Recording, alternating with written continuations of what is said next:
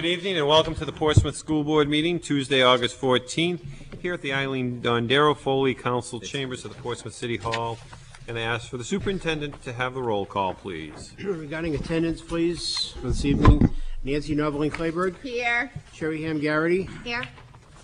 Clay Hayward. Here. John Lyons. Here. Brendan Restano. Here. Mitch Children. Here. Carson Smith. Here. Ann Walker. Here. Linda Brulette. Ann Mayer. Here. Abigail Rockefeller. Here. Taylor Page. Here. In a moment, I'm going to ask that our new student representative, Abigail Rockefeller, lead us in the Pledge of Allegiance and ask us to rise for a moment of silent reflection. Keep in mind those that are less fortunate than us, and we do have a number of reflections I hope you can keep in mind.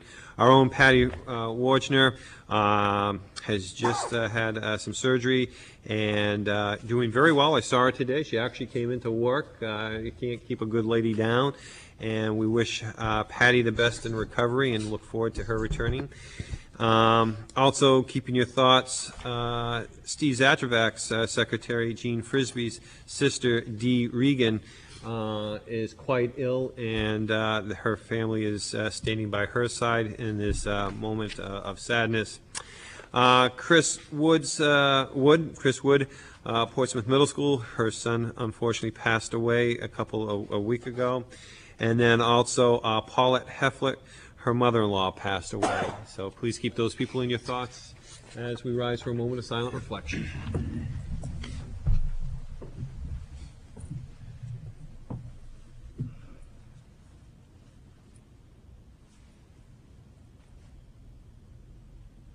I pledge allegiance to the flag of the United States of America and to the republic for which it stands, one nation, under God, indivisible, with liberty and justice for all.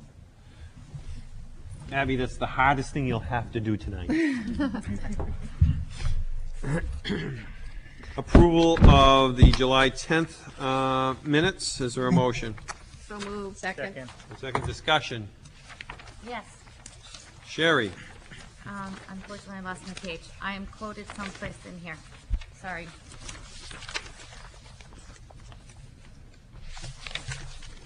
Page 6. 6. Student behavior contract. Ms. Garrity said the policy committee has not discussed whether or not there should be a student behavior contract. I commented that we have discussed it. The policy committee has commented before about the student behavior contract, so we had brought it up in the past. So noted. Any other discussion? Noted. And all in favor? Aye. Any opposed? Passes unanimously. Under correspondence, we have a number of them. First one is a thank you note from Linda Berry, known also as my typing teacher. Thank you for the retirement greetings that we gave them.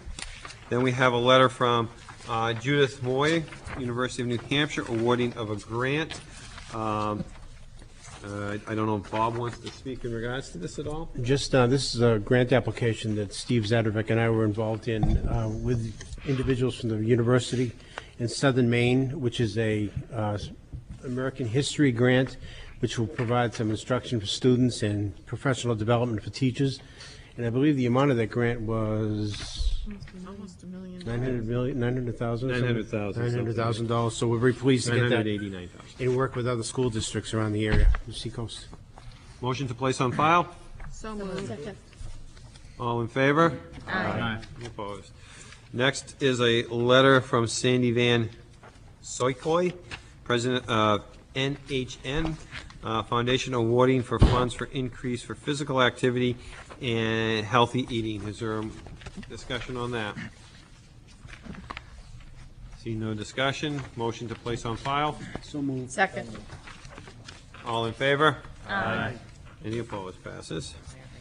Next, we have one that did come a little bit late. It may not be in the packets up front. That Mitch was graceful enough to get to us from the library. It's a letter again, asking to be kept informed as things move along with the Portsmouth Middle School.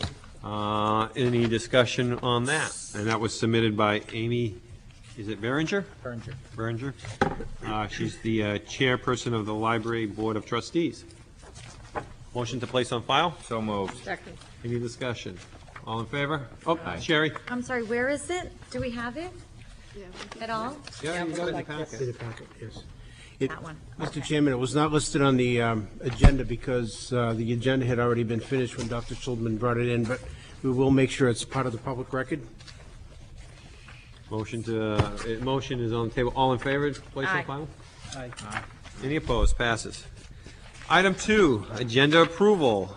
Are there any other issues that the board wants to allocate time to tonight? Nancy Claiborne. I would like to ask that we have Dr. Lister explain the RFQ and the playing fields information that we received on the agenda, and I was thinking under committee reports. We'll place it under committee reports. Any objections? Seeing none, we'll place it on. Any other allocated how about we put anything else on tonight? Clay?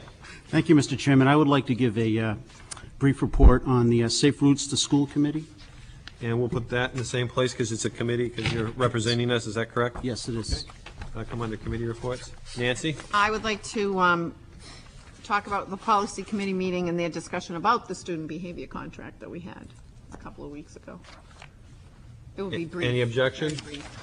We'll place that also under committee, I'm sorry, policy, and it's just regarding, The student behavior contract, unless Sherry or Carson Or have something just else a to say. couple of comments about our last meeting. okay, So it'll be me, place there. Sherry and myself. And lastly, I'm just going to give an update, a great update, and I'll put it also under the committee reports and be very brief on the new snack shack down at the high school. Yes, it's near completion. Took longer than the high school to be built, but it's almost done. Is that your report? Are you done? That, no, no. Wouldn't it's that still be more- nice? It's beautiful. Under any other agenda items, seeing none, we go to public commentary. I have no one signed up at this time. No one signed up at this time, so we'll move to item 4, items for discussion. School supply donations. You have a letter submitted by Brendan Rostano. Brendan, you want to discuss it? Yeah, just briefly, one night as I was reading the community newsletter that's emailed out, I noticed the section from the welfare department is accepting donations for school supplies, paper, pens, notebooks, calculators, and gift cards to local stores, so kids may be able to buy backpacks, clothes, shoes. And I thought it was nice, and I appreciate the donations that were made by the school administration and school board members to help give back to individuals who really can't sometimes just be able to give those things to their children. So it's nice that we do that, and tonight we'll be able to bring a nice box full of stuff up to the welfare department. And I recommend anyone who is able to, just to spend $5, 2 cups of coffee at Dunkin' Donuts, to go out and buy some pens and papers and, notebooks to give to kids. So that way they can get an education, which in the long run is more important than 2 cups of coffee in the morning, so. Thank you, Brendan. Ann? Just want to say thank you, Brendan, for bringing that to our attention. I had not seen that before. So it's nice to be able to do that for our own kids. Yes. Any other discussion? Seeing none. Item 4B, personnel. And we'll send that over to Steve Zatrovac. Yes, we have, to start with, 3 leaves of absent requests for you. The first is for Nicole Smith. Nicole's requesting a leave of absence for part of the 2007-2008 school year. She's expected to return on January 2nd, 2008. She was hired in 2004 and completed 3 years with the Portsmouth School Department. Move to approve. Second.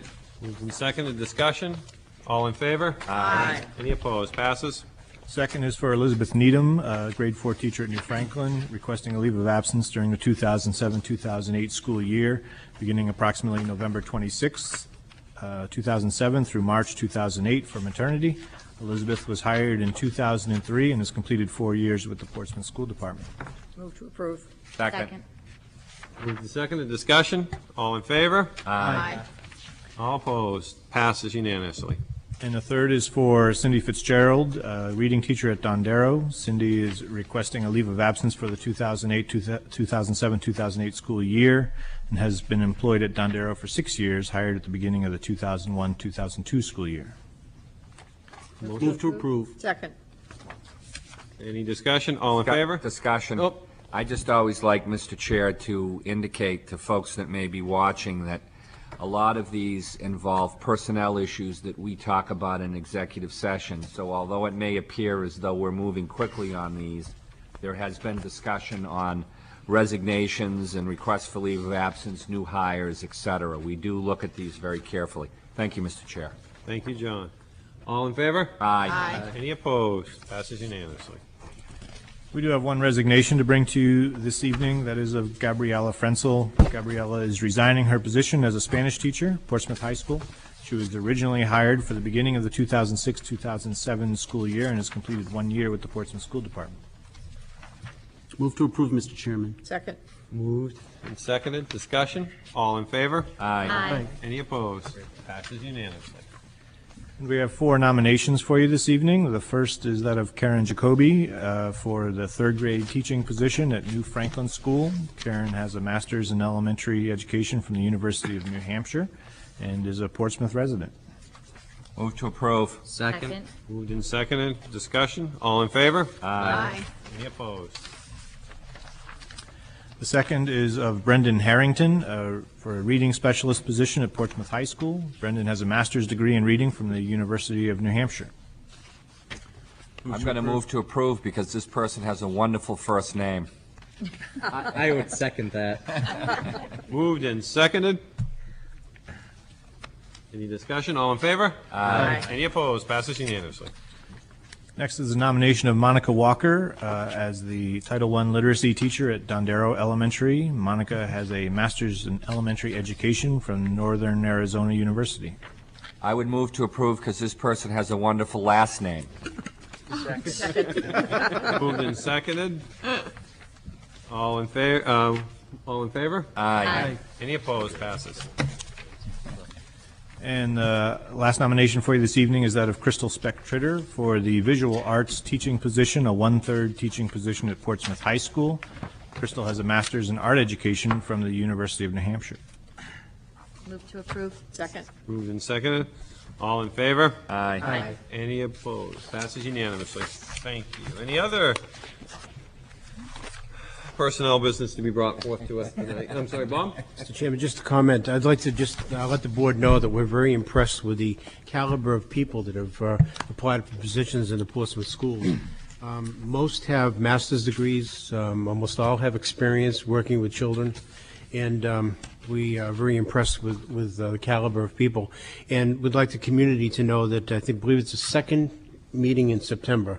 Yes, it is. We will be introducing those individuals and let the community have an opportunity to meet them, if not in person, on television, I believe.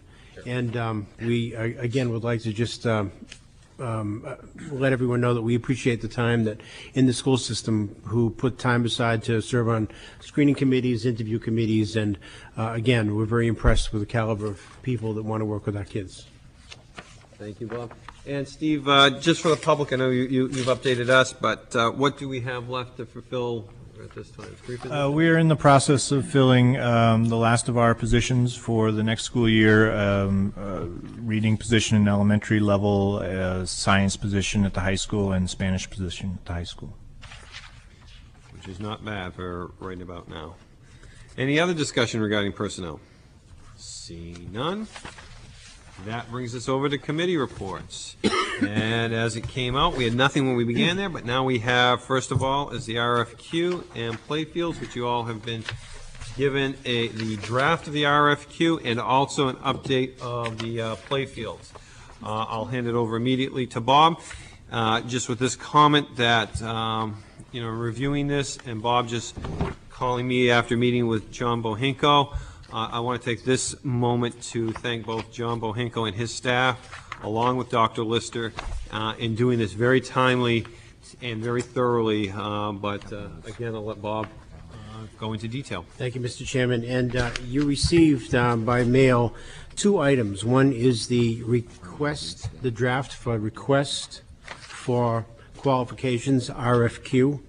And the second is some information about the fields, the ball fields condition and use.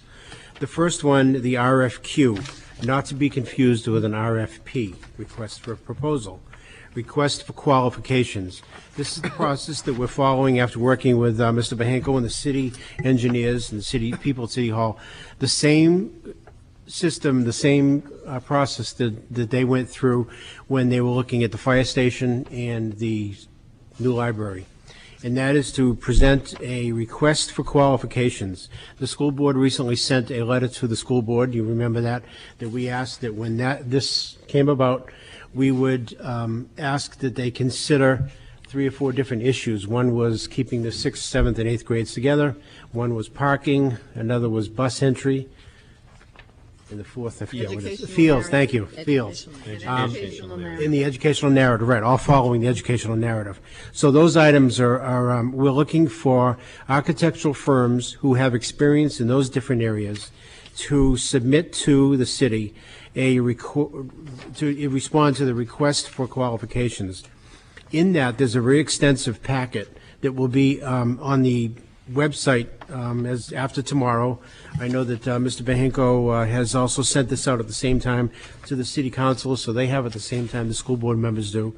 Tomorrow that will be posted on the website, and then we can move forward. There is a list of architectural firms. Any architectural firm who's had any experience in those areas that I mentioned can apply for a packet and apply by submitting their qualifications.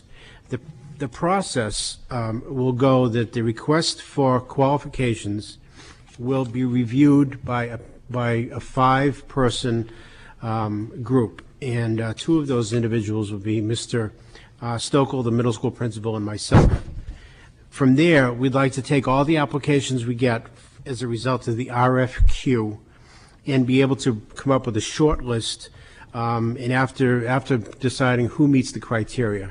After we have a short list, which I'm just guessing, say 5 individuals, 5 architectural firms, they will be interviewed, and at that time, we'll be asking a couple of city council people and a couple of school board members to participate with us and interview the 5 candidates.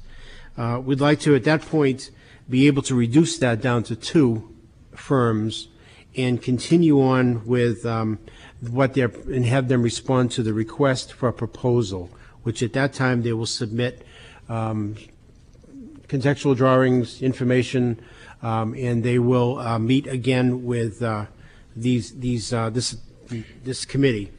At that point, we'll start talking about the cost, and then a JBC will be formed, and we'll move forward. And we're asking that the JBC be considered with membership that includes 3 school board members, 3 city council members, and 3 members at large from the community.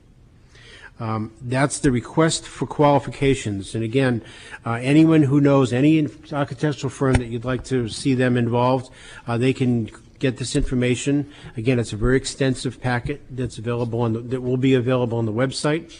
It's to get the information out and follow the same process that the city has followed in the past. I appreciate the opportunity to work with the city people, Mr. Bahenko, and the city engineers, as I said, because this is moving forward, and that's what we have talked about, and that's to look at the Parrott Avenue site and just the site itself. There are maps in this packet as well. It doesn't mean just to the left of the building or just to the right of the building. We're looking at the architectural firms coming up with some contextual drawings and present us with some information that we can pursue. But it is a request for qualifications, not a request for a proposal at this point. And I hope I haven't confused everyone. First, I want to thank the superintendent for getting this information and the actual RFQ to us well in advance of tonight's meeting in a separate package so that we all had a chance to thoroughly review this. It seems relatively simple to me. The RFQ is simply a way to create a short list of people so we're not wasting our time when we get to the RFP. I'd indicate that the RFQ also indicates that one of the qualifications is that you have the ability to put a cost and a price on the project once we get to that point. So I'm going to make a motion, Mr. Chair, that we approve the request for qualifications that has been provided to us and dated August 6th, 2007. Second, do we need a motion? Yeah, and I think it's good to support it, but we discussed this and discussed it. We don't need the motion. I mean, it's in process, but I think it's a support, and I think that's fair, a good thing to do. I think we absolutely need to do that, and if I may, Mr. Chair, Yep. one of the reasons why I think it's important that we do that is that there has been some folks have expressed some concern over the process and who we had do some preliminary architectural work for us. I don't share those concerns. In fact, I think that they're ill-informed and that the architectural firm that did preliminary work for us was, in fact, unbiased. But unfortunately, perception becomes reality. And by us endorsing this RFQ process, it eliminates the ability of folks to indicate that we have hand-picked an architectural firm to come in and reach conclusions that we've never had to begin with, but people think we've had, and now we've got an architectural firm that's going to do that. So I think it's important that this board support this process that's being done in conjunction with the city. Agreed. Other discussion. Sherry, then Mitch, then Brendan, then Nancy. I have a few. Sorry. So on the very first page, when you say to be sent out and advertised, are we actually advertising for firms to, so it'll be on the website, so any firm could respond Right, to? and it'll be in newspapers. I mean, how to get the application. The whole packet won't be in the newspaper. Right, no, But to go on to it the will be website. by, state statute that we have to, publicize it in 3 newspapers, I believe it is. Minimally 3. And I think there are other journals that it may be posted into. Okay. And then is it the short list of 5 that would get to do the request for proposals? That's correct. Make the Well, short list wait, after I want to the make sure you committee gets understand. together? And I go with what John said. One of the greatest things that when I talked to John Bohinko and, Bob Lister, as this was being discussed during the vacation times on both gentlemen, as they were getting this ready, is that there are no elected officials to get it down to the short list. The short list, the bulk list that comes in, whether it's 10 or 100, to get it down to that magical workable number of about 5, will be done by people on both sides, the school department and the city side. After that part, we'll say it's 5 that they get to, Sherry, then there'll be maybe 3 and 3 on each side to get it down to, and you did get an answer then from Bohinko today since we met. Down to 2. Get it down to 2 to give the actual RFP. Okay.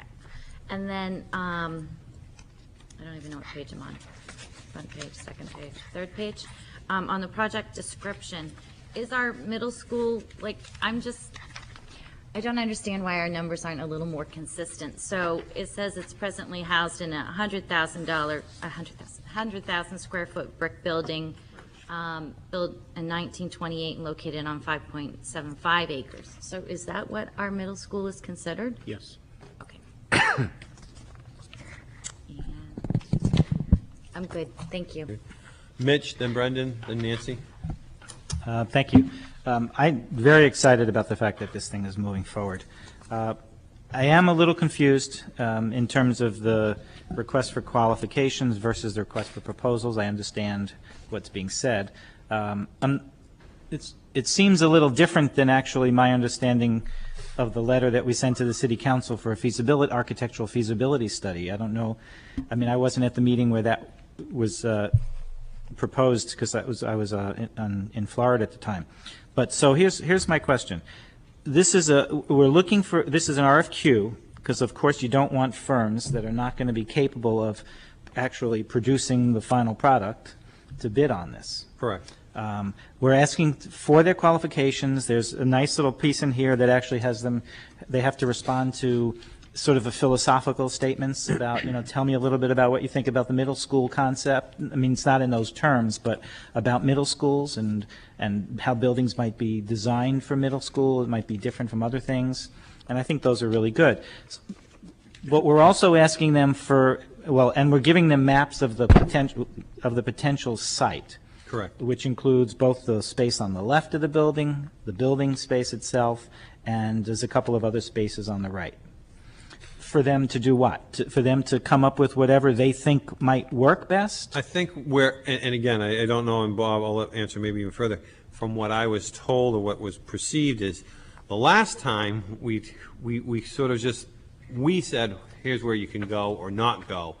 This time, it's more of a broad brush canvas piece here, saying here is where the city property and here are the possible prospective areas, because there is some land purchase that might need to be done that makes sense. And that was very much done by City Manager John Bohinko's office of looking at the parcels that were possible to be part of a middle school setup. So we didn't want to lock anything out of Parrot Ave that made sense. Is that a... That's correct. But to go back to Dr. Schulman, what we originally said, the purpose of an RFQ is to come up with a short list of people who are really interested and qualified in coming up with a plan for the middle school. Right. But the RFQ process is going to winnow down these firms based on some of their statements. You're obviously going to look at all the qualifications that you're asked for. But what else are they submitting drawings? Are they submitting conceptual ideas? Not at the RFQ level. So, not at the RFQ level. So, let's just say, as a guess, we get 15 firms that respond to the RFQ. A group of 5 people are going to narrow that down. Let's say that we narrow it down to 5. Okay.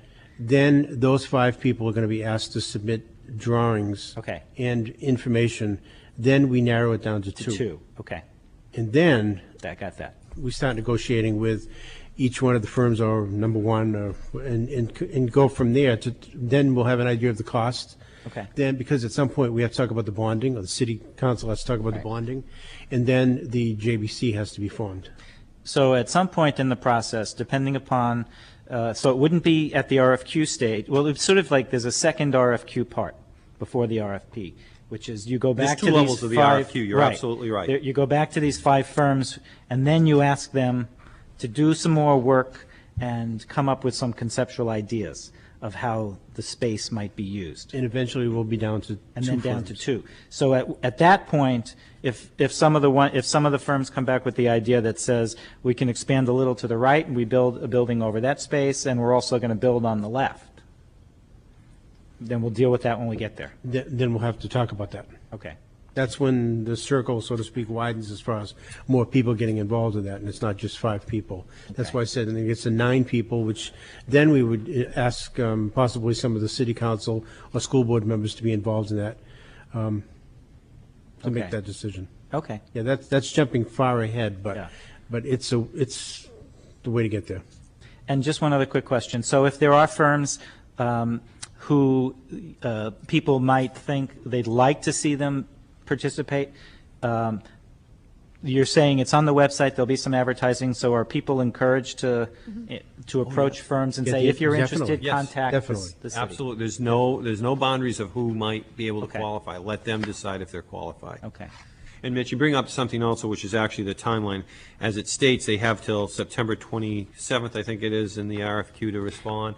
Then we discuss with Bob, probably immediately the next week, they'll look at that list of 15 or whatever, how many ever do, and then get it down to 5. So we are talking, by the time we get to an RFP, realistically, probably November. I mean, I don't want to be on, as much as we think we're moving, some people are going to say, why didn't you get it done faster? But I want to be realistic on the time, We probably will not make December state guidelines for funding this year. It does not look like, unless something really miraculously happens. So I want to be honest with the public up front that that's going to be a tough deadline to make. And that deadline means for funding for this year, but in terms of meeting that deadline, what would have to be prepared to meet? We would have to be bonded.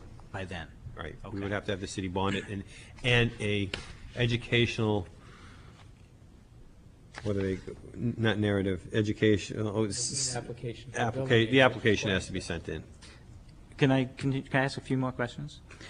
So in terms of applying for waivers if we need them, where does that fall in that That process? falls in when you put in for that application. Yeah, okay. That application would put in the waivers, would put in, your educational narrative, which is the whole block of education. Right. So if we miss this December date, which, I mean, to me, based on where we are today, I think even getting all this information done by November, like you say, is still moving pretty quickly, I think. Correct. So does that mean that what does that mean for the project? It just As long as the unfolds- city bonds for it and we Right. can apply and have comfort, I mean, yeah, you're about a year out. Right. Okay. Thank you. If you want to get your you want to be ensured that you're going to get your reimbursement. Brendan? My first question was on the timeline. So September 27th is the date all these RFQs are submitted.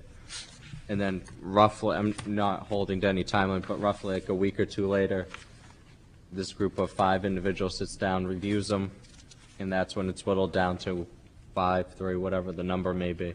Right. So realistically, it's preferably before the election, you think, or probably after the election as well? I would say right around the election, from what I'm saying, somewhere probably 2 weeks before the week of. So, right, close to Thanksgiving then, so. Yeah. 1st of November, I think you get down to as Bob explained, the 3 and 3 committee, which would be the 3 members from the school board and the 3 members from city council, or 1 and 1. I forget how many you wanted on that.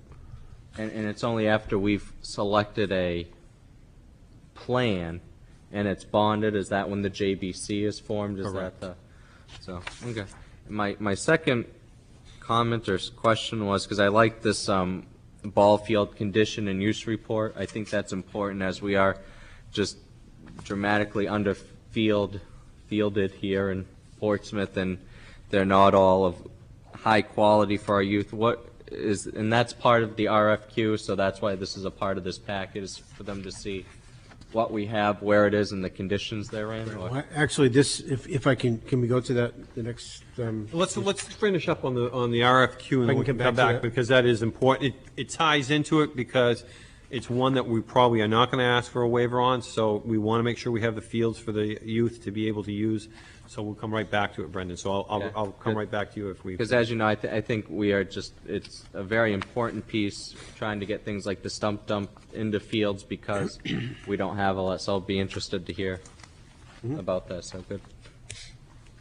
Nancy? I just wanted to bring to everyone's attention that the RFQ is calling for architects that also have prior design service experience with renovation of historic buildings. So just so that everybody, I mean, I read it quickly, so I just wanted to make sure that everybody made note of that for people out in the audience. And then also that they have experience developing an energy efficient and healthy building through adherence to the LEED certification requirements. So it's not just the stipulations that the school board put out in the letter regarding, like the educational narrative, the fields, the parking, the 6th, 7th, and 8th grade together, but there's a list of maybe about 7 or 8 other criteria that they're asking the architectural firms to follow in order to be considered for selection. So it's a really comprehensive package, and I want to congratulate Bob and our city manager and all the others that were involved in this, because it seems to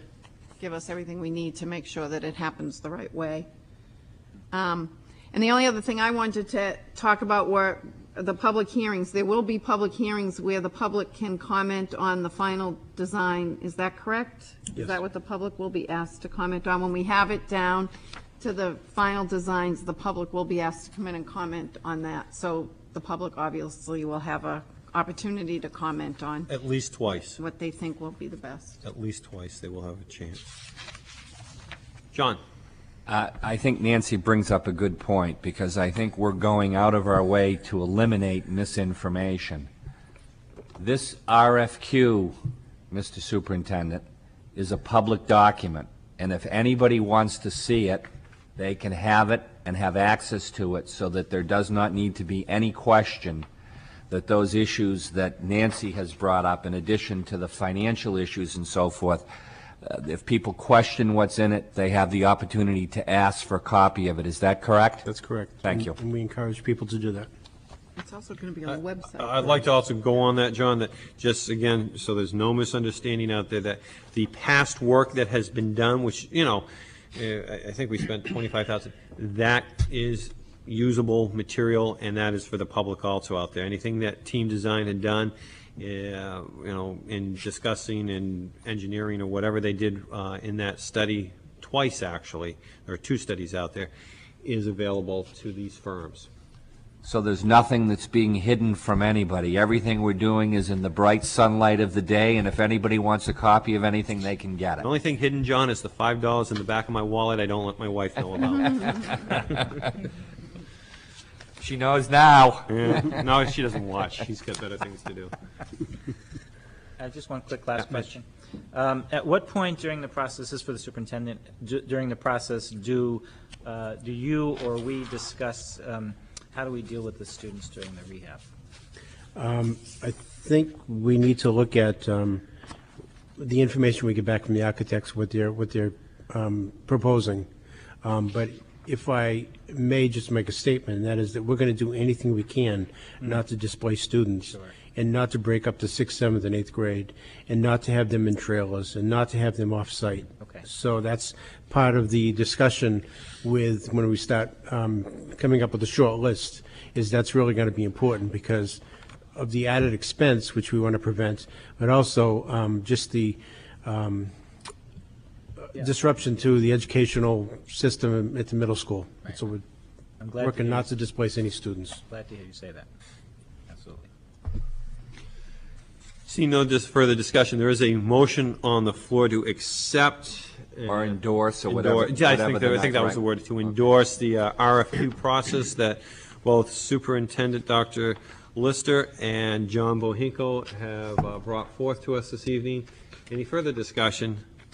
I'll just general vote on this. All in favor? Aye.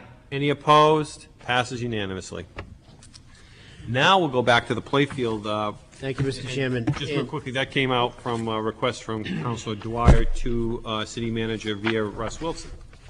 And this was sent to me also by Mr. Bahenko because we had a discussion about the ball fields, and the fields is one of the issues, along with the educational narrative and the discussion between the school board and the city council. This was, I believe, requested by Councilor Dwyer and Councilor Whitehouse, and it was suggested that they ask Russ Wilson, the athletic director and recreation director, for this information. So he provided this, and I thought it was interesting. And because we've talked about fields in the past and boards, I know Mr. Restano has met with the city manager about ball fields and several other people. So I just thought it would be interesting.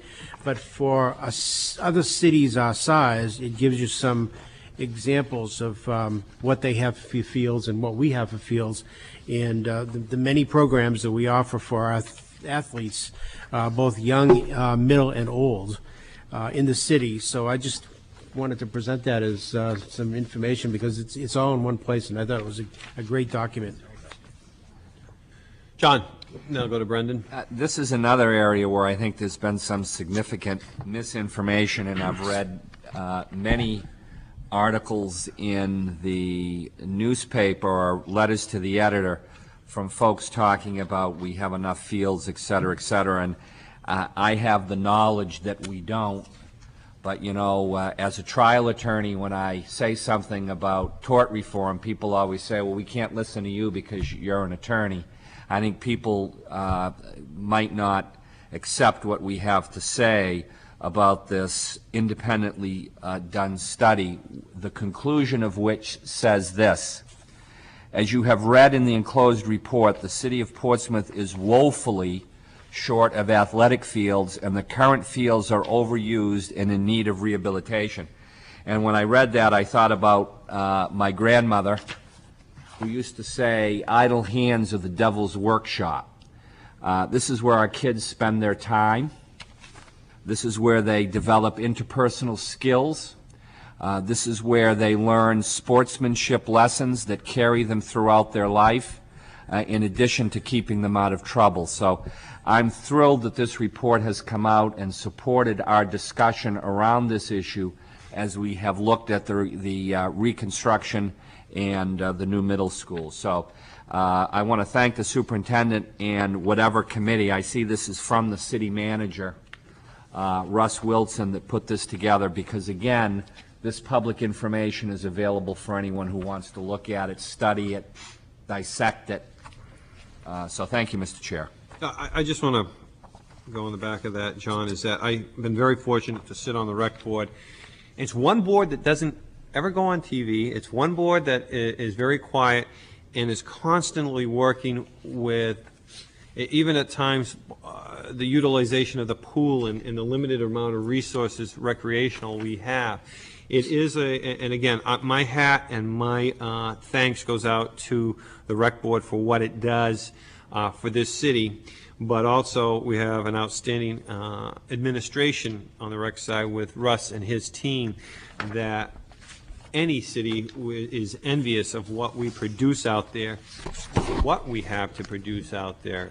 The fields are overutilized. We have talked for years that Clough Field needs to be taken off for a year and fixed. And you can't do it because there's nowhere to put the cricket teams and the softball teams and the other teams. But again, it is a great amount of work that Russ Wilson does, and what's really become nice is when we now have Russ as our athletic director, it's all under one umbrella, and he can tell you within minutes whether a field is being used, or he can go to the right person and find out. So I agree, John. I'm glad people now have this, and it's now for the public. Mr. Chairman. Yeah.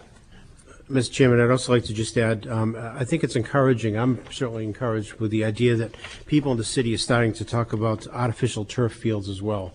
Because we're talking about the middle school, we're talking about athletic fields, we're talking about should they be built here, should they be built there, and people on the recreation side and in the city are thinking about some alternatives for this and being able to meet the needs of the fields that we have and the activities that we provide. And certainly an artificial turf for a multi-purpose field, a field that you can use for field hockey, lacrosse, and football, for instance, some things that might be discussed in the near future. And I'm just encouraged that people, although they're expensive, but there's a savings in maintenance, that I'm encouraged that people are beginning to talk about that, again, as alternatives for the kinds of needs that are outlined in this document. Brendan. I want to thank my fellow board members and Dr. Lister for speaking out on fields, because it is true that we are just woefully underfielded here, and we as Portsmouth need to start to look at doing things right the first time and moving towards artificial turf, for the sole fact that once you play on it, if it's raining, it's not going to tear the field up. You're going to be able to get more use out of it, and I personally believe over the time will be less maintenance than some of the beautiful fields that we have. And if you look, we only have a total of 17 playing fields, and not one of them is a lacrosse field. Our middle school plays every lacrosse game away. So imagine what that does to the students, to the parents who want to support the kids, to the coaches who really volunteer their time. And we don't have one in Portsmouth, and it's and as you look at Dover and Rochester, 25, 44, and I believe Dover's even getting more fields in the coming future. So I'm glad this is in here. So is this part of the RFQ, I guess you should say, the end product of what we want? This is something that will be on the minds of. Being part of that RFQ was play fields. This is a usable document to go through and for those firms to use. I think it's valuable excellent. Piece of information. I think this is fantastic, and I want to thank Russ and his team for being able to put this together for us, because it gives people a good insight of what we don't have. In a very land-poor community, we have to look at where we can put the fields and doing them right the first time. So, Nancy, then Ann. one point they bring up in here somewhere, and maybe a lot of people don't realize this, is how many sports are now 12-month-a-year sports, and I think it talks about how the middle school always used Leary Field for soccer and field hockey in the fall, and now they can't do that because baseball's being played in the fall. So all these sports now, they're 12-month-a-year sports, so it increases the critical demand for fields because the sports go all year long. I know my daughter plays soccer. She plays it all year. She starts, now at the high school, and she'll play right up until next August. So, I mean, they go indoor, obviously, in the winter, but, it's a sport, it's a 12-month-a-year sport, and all the sports are like that now. And the other thing that we have to remember is you cannot apply for a waiver for the athletic fields for your middle school. When you apply to the State Department of Education for the funding, that is one area that you're not allowed a waiver. So we have to find space for these fields somewhere for the middle school sports. So, and then obviously it's going to benefit the community because when the middle school's not using the fields, other entities can use it. So this will help us to solve that problem when we put in this final application for our middle school. Ann? I just wanted to comment that having been on the JBC for the high school just at the tail end of the building time, there was discussion about having the sports turf at the high school, and the cost was way out of sight. And since most of the money had already been expended, it was out of the question, but the discussion at the time was that certainly the next fields needed to be sports turf. I believe it, just for public knowledge, the quote, near quote we got was about $850,000, and that did not include the prepping. That was just the fields itself. So, For the high school field, you mean? yeah, right. They were looking All-purpose field. We had $25,000 left, and we thought, well, it was worth a shot. Didn't work. Didn't work.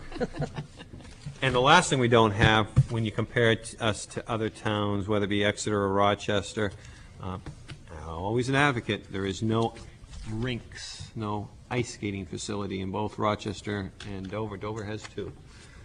So It's used all the time. it's used all the time. Morning, noon, and night.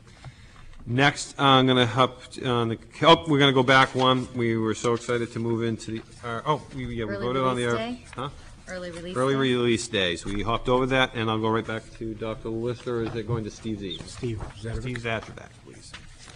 Just a couple things. One, to call your attention to the calendar that was in your board packet for the 2007-2008 school year that does highlight the early release days, which, as you recall, will be the second Wednesday of each month starting in October and going through May. In the folder, the manila folder at your place, I also included a brief report which was a result of a administrative council retreat that Dr. Lister had organized with all of the administrators July 23rd and 24th. And one of the major topics we talked about was how all of the district and building goals and initiatives can be supported through the time we have for professional development. So you have an outline, and I think when we talked about the approval of early release days, we talked about the need to keep information flowing about the use of those days, the benefit of those days, and what's happening on those days. So before you is a schedule of the 10 early release days and some of the activities we plan to have on each of those days, a mix of work that will be happening more for the building level, as each building has its own particular set of needs, but also a good chunk of days that are devoted to the district level work, which is focused, as you know, on our literacy initiative and the work that we kicked off in a big way this past June with the Summer Literacy Institute and the creation of what we're calling power standards, or the highest priority standards for each grade level in reading. And what we'll be looking at next year is what we're calling benchmark assessments, that is, assessments we can give to students to give us information about how students are doing on those standards, and then to create intervention strategies where necessary for students who need that. So a lot of the time we're focusing in these days will be focused for teachers to take the data from the assessments and to have some discussions and have some planning around that.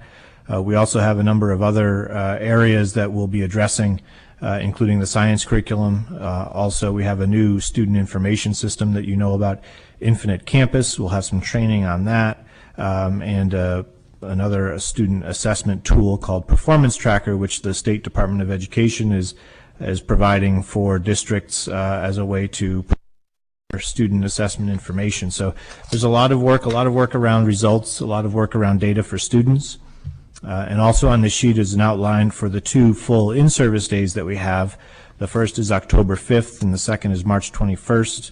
And again, those days are focused around the district-wide initiatives and goals around literacy and what we can do to meet the needs of all learners. So I just wanted to give you this report so that you could take a look at it, and we'll certainly keep you informed as the work continues throughout this year in professional development. Mr. Chair, I would move to approve the 2007-2008 early release days. Is it necessary for a motion? No. No, because we approved the calendar. Okay. When we approved the calendar, the release days were on there. All right. But Good program. I just make the statement, when I first got on the board, I said, I got to eliminate, we have too many of these, because we never knew what they were on the board. We always got to note that they were early release days, and now they have structure, they have form, and there's an outcome for them. So thank you very much, Steve, for making it as clear for us, and I think as John said a while ago, now the public knows what these are. And I actually, when somebody asks me, why is kids getting out of school early, I can refer to this and say, they're doing this type of training. Because I never know why they're getting out sometimes. Next, we have Clay Hayward, Safe Routes. Thank you, Mr. Chairman. We've had a couple meetings since my last report. We're now ready to begin the grant writing process. In your packets, you will have a few items that I had asked to put in there. One is the New Hampshire Department of Transportation Regional Planning Commission's accepting applications for Safe Routes to School reimbursement funding sheet, and also the New Hampshire Safe Routes to School program application guidelines. And that basically has the criteria that we need to meet in the grant writing process. The New Hampshire Department of Transportation will accept applications until Monday, September 17th, 2007. We are ready to focus on these priority issues. Number 1, crosswalks and signage around every elementary school, including St. Pat's and the middle school. Number 2, new bike racks and/or additional bike racks, if needed, at every elementary school, St. Pat's, and the middle school. Number 3, improvements to the pathway at the Dondero School. Number 4, Elwyn Park striping throughout the neighborhoods leading to the Dondero School. And last, number 5, major improvements to Woodbury Ave.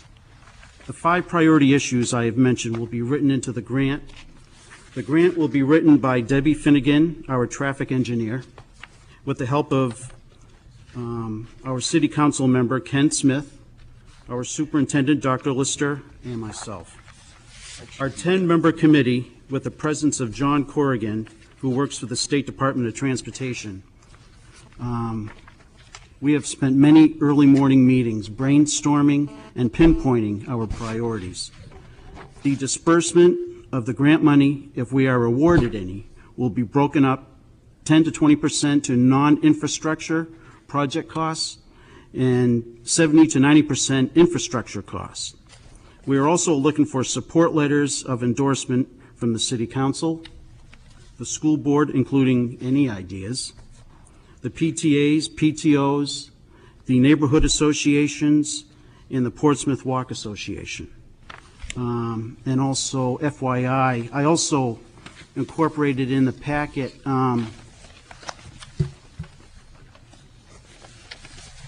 I just had it. Yes, the Safe Routes to School, July 9th, 2007. Now, this is already in the CIP, and as you can see in the diagrams, when the FY year in which these construction issues will take place. I hope everyone can understand these maps. And if you have any questions on this, I would be happy to answer anything. Some of these are, well, I'm excited about this. There's some areas such as over on North Bill Pond, there's a bike pathway from Bartlett Street all the way to Maplewood. This is going to be exciting for a whole lot of people riding their bikes or walking. And there will also be signage there letting people know where the closest stores are or whatever. And also the same thing with the Woodbury Avenue traffic with lights and everything else. But I don't want people to get confused with this because this is all part of the CIP, and it's already been established. So this will not be put into the grant. So this will not be.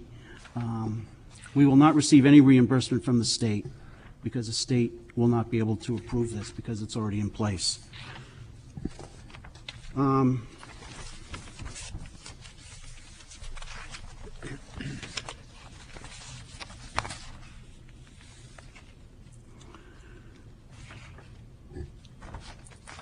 We would also like to initiate the disbursement of the state standardized surveys to the elementary schools and the middle school, allowing feedback if it is okay with the superintendent.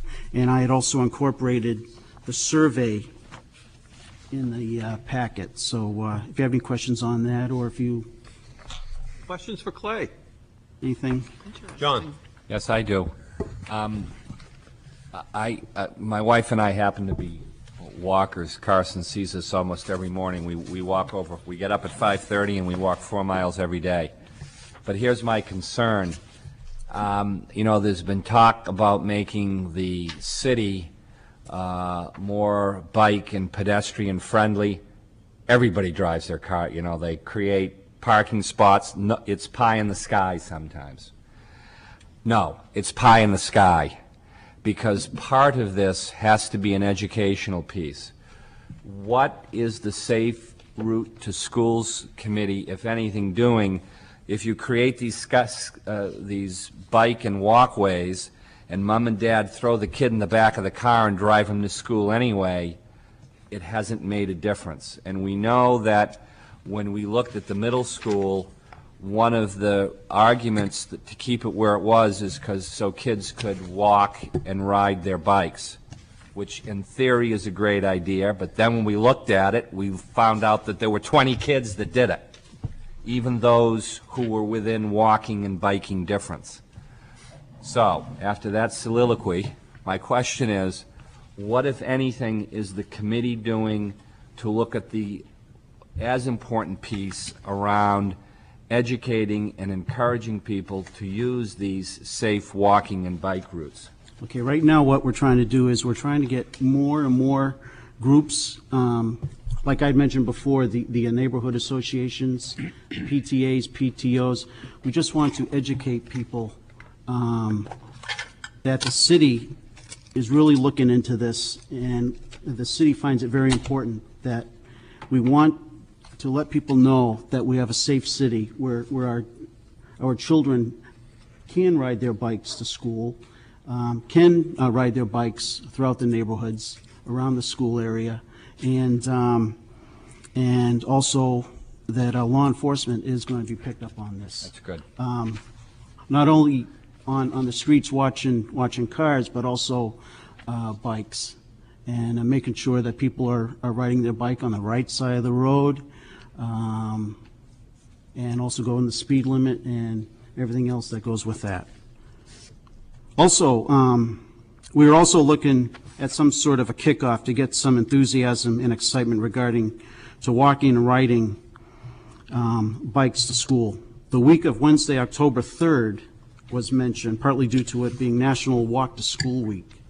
I also want to inform the board that all of the principals are all on board with this, and our next meeting will be September 10th at 7:30 a.m. in Conference Room A here at City Hall.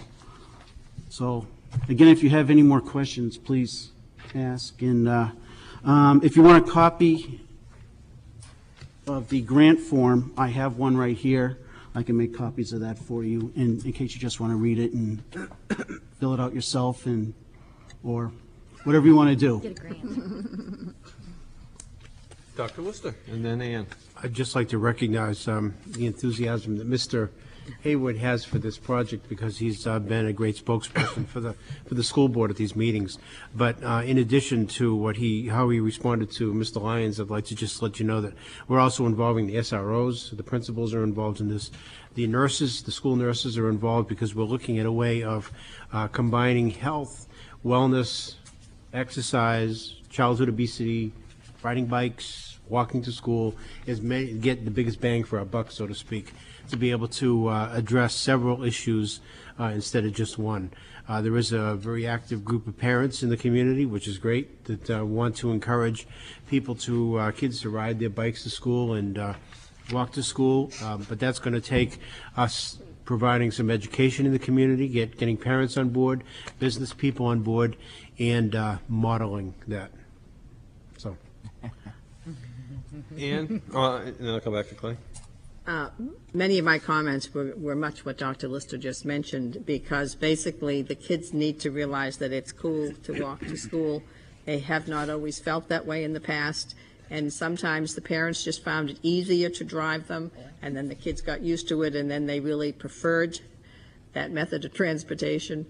And if we could try to reverse that, so I think using the SROs, using the nurses and the PTAs and all the staff, if you encourage your kids to be walking or biking, they do it. So that's great. Thanks for the hard work. I just want to add to what Dr. Lister was talking about. Even one of the other diagrams here, which is located on Ocean Road. I work nearby here, and we have a lot of people that work for a hockey company and also for a high-class footwear and accessory That'd company. be Nike and Bauer?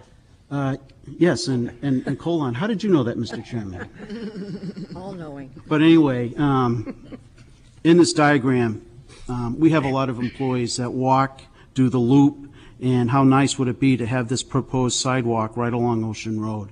And also, if you walk the loop,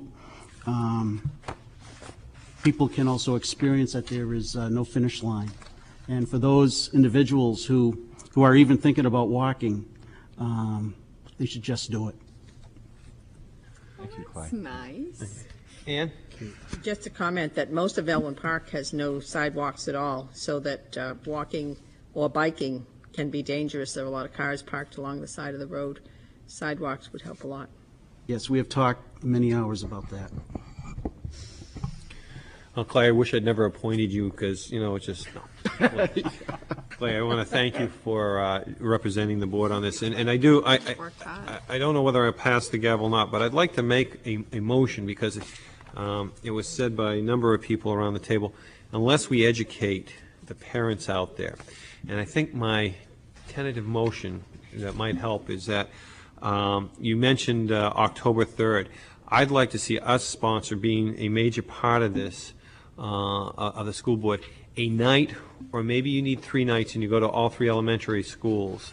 And I think that would be tough for your board to do. So I think one night, maybe at the high school in the small theater, is that we have a presentation to the public and encourage, especially the elementary levels and all school levels, because as it said, 17 or 20 kids only walk to the middle school, and that's discouraging.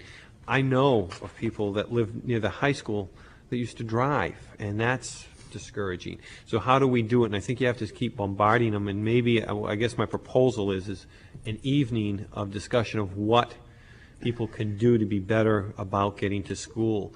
They don't need to hop in the car. So whatever, I guess I'll just leave it as an open one. I won't ask for a motion on it, but if your committee sometime in September or early October wishes to have a night sponsored as information done by the SROs, the nurses, the principals, of how they can get to school and be safe currently, and then then you can go into, your committee could go in and propose or tell what's happening. I think it'd be a very good evening to have people. I think we could put gas at $6 a gallon and people would still be driving when they don't need to. So, thank you, Clay. Seeing no further information or discussion on that, next is regarding the student behavior policy. I guess it's Nancy and Sherry, and who else sits on the policy? I'm sorry, Carson. Sherry, Nancy? Well, we talked about having a student behavior contract in, similar to the athletic contract we have, so that all students will be, have to adhere to the same rules and regulations. And the policy committee decided to appoint a study committee, a committee of, some of the people that will be on the committee will be Jeff Collins, the principal of the high school, Russ Wilson, our athletic director, a person like Wendell Purrington, who's in charge of the music and drama at the high school, perhaps the student council faculty person from the high school. We'll have teachers, we'll have students. We thought about having an adolescent psychologist, a member of the community that we know that might be interested in having some input into this. And we'll just come back to the policy committee and then to the board with a recommendation for either a either or not a student behavior contract. So we thought we would have this committee meet just a couple of times to examine the issue, see if it's a good idea, and then we'll come back to the policy committee and then to the board. Excuse me. John? And Sherry? Excuse me. I would make a request, and it may not make sense to the three very talented school board members we have on this committee. One of the things that I would love your committee to consider is what is the role of the school versus what is the role of a parent. The schools can only go so far, and we cannot replace parents. And is the attempt to create a contract such as this doing that? I don't know what the answer to it is, but it's something that I certainly have given some thought to in around practicality and so forth. But where do we stand and what is the parent's responsibility? And we know there's more and more an attempt to shift that responsibility to the schools and not want to give us the money to be able to do it. You can't have it both ways. And I just would love to hear some feedback as you guys sit around and knock these issues around on that issue. Thank you, Nancy. You're welcome. Sherry?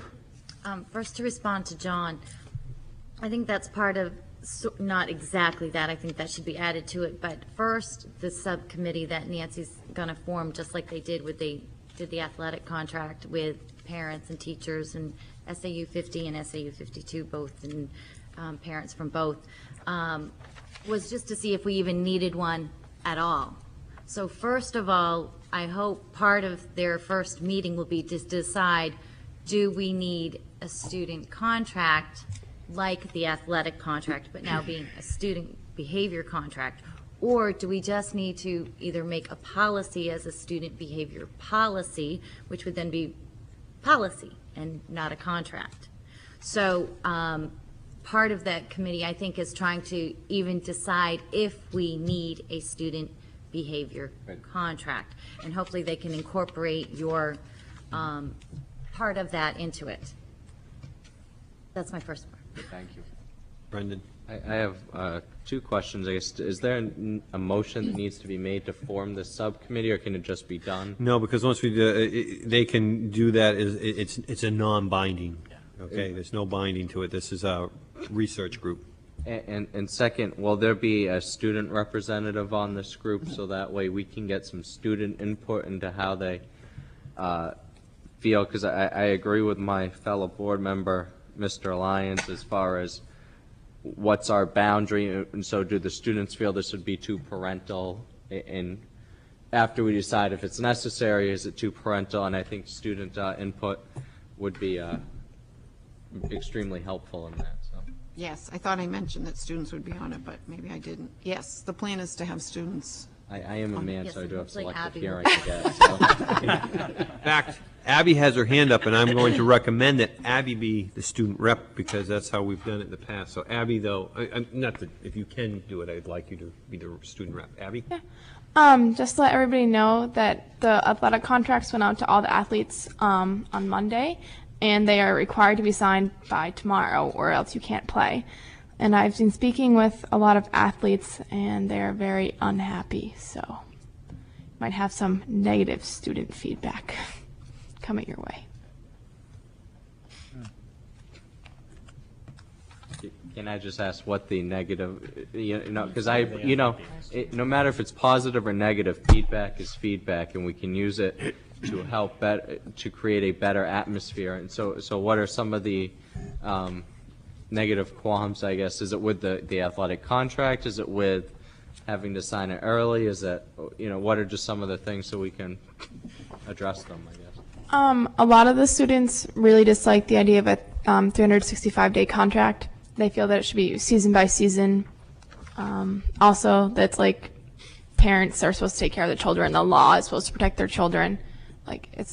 People feel that it's the law, not the school, that should be taking charge. Other people don't like the idea that kids in the band can do whatever they want, and students, athletes, can't. No, thank you for that, because those are all good important concerns and legitimate, so thank you. See no further discussion, we'll move to the last item under committee reports, which falls under me. I had the great opportunity to visit with Ken Lynchy, Dr. Lister, and Steve Bartlett, the Snack Shack. And as you know, the Snack Shack has been little to no taxpayers' dollars looking for donations, and that's why it's taken a while. And I know some people have been frustrated that it sat a whole season last year and was not able to be used because it couldn't be finished because there was no funding for it. I am very happy to say it's a beautiful, absolutely beautiful facility. I haven't seen quite the finished product. I was there a week ago today. We went through it. It's close to being done now. I think there is mostly countertops and the roll-down doors that need to be in place. And it will be operational for the first, and again, not that football always gets the glory, but it just happens to be that that's the day that it will be ready. And we discussed today, Bob and I and Steve Bartlett, we would like to meet with Ken Lynchy and all groups that will be using it this season, because there is no ownership to this building, and there never should have been. But it's like night and day. If you ever went into the old Snack Shack, it was not pleasant to work in, and it really didn't serve a good function for about the last 10 to 12 years. We will have a celebration to celebrate, because there are some great donors. Reese Supply has just been tremendous with us on that, and Ed Hayes and his whole crew for what they've done. Our own building trades group has done an outstanding job. And it's a sense of pride because we have the youth that worked on this. They put the roof together. They put a lot of things together on this. But again, it's just a very nice facility that rivals some restaurants in the area, to be quite honest. It's big. It is enormous, and we can actually service from 3 windows. So if there happens to be a field hockey game, a soccer game, and a football game going on all at the same time, each area can be used for that. So my hat's off to Ken Lynchy and his group, and Steve Bartlett and his guidance on it. So we will be doing the celebration on September 14th, which is the second home game, if I was given the right information. So September 7th is when it's going to be ready? No, it will be ready actually August 31st. The first game is first home football game is August 31st. Then they will be away the next week, and then the 14th would be the second home football game. And again, I think there's some other sports going on that day also. So we will be inviting all teams to thank those that were instrumental in doing it. Patty Allenson, it did take longer to build this 31 by 31 building than it did the whole high school, but it's near done. If somebody wanted to use the snack shack, who would they contact? Steve Bartlett, we've already had this discussion because there are groups that are going to want to use There's this. going to be a conflict, so Yeah. there's got to be... It falls under the rental because it will have to be charged for. Like, when we used to have the other snack shack and people wanted to use it, we said, go ahead, knock yourselves out. This follows the city guidelines for the health and sanitation. You'd be amazed at what's in there for keeping it sanitized. It is just great. We don't have to worry about anybody getting sick, but John, in short, they will have to go through Steve Bartlett to have permission. Steve? Well, it'll, if I may, it'll go through the high school rental cycle. It'll be part of each of our facilities has a rental contact. What remains to be done now is to determine, what's a comparable and reasonable fee for its use for the non-regular usage. I appreciate the kind words from the chair, but I have to say that all the credit for the snack shack thing goes to Kenny Lynchy and his group and the volunteers and the booster clubs that he's worked with. That brings us to you, Mr. Bartlett, under item 6, financials. As usual, I'll be brief because that's what you enjoy. In your packets, I gave you an updated memo about some of the rates for the 07-08 school year. The student transportation, the parking permit rates will stay the same. It's $50. Driver's ed, as we discussed when we talked about the contract, that will be the new rate for this year. Rental rates, I'm still working on because we want to make sure that we have the appropriate fuel surcharges, and this year we ended up with some discussions about air conditioning use or not air conditioning use, so that had never been really priced before as to what that would cost and what the parameters would be, so we're working on that. Also, we need to come up with a snack shack rental rate as well. Substitute rates are going to start out the same as last year, just like we did last year, started out with the previous year's rates because we were fairly competitive, and we get surveys all the time that let us know what the substitute rates are in the surrounding districts, so we'll try to remain competitive and adjust if we need to. The food service rates we've already been discussed and were voted on the previous meeting. The employee out-of-district travel is stipulated by the city-approved rate. And the other addition is item 7, which this year the reinstitution of the lunch monitors, and that is the proposed hourly rate for lunch monitors. Questions for Steve? Steve, the only one I don't see, and I appreciate that because I know we had an issue over the summer with a rental with the air conditioning, and I think that has to be resolved because we want them to use it if needed, and oddly enough, they needed the air conditioning one day and the heat the next day. I think it almost turned out to be. And I appreciate what you all had to do that one.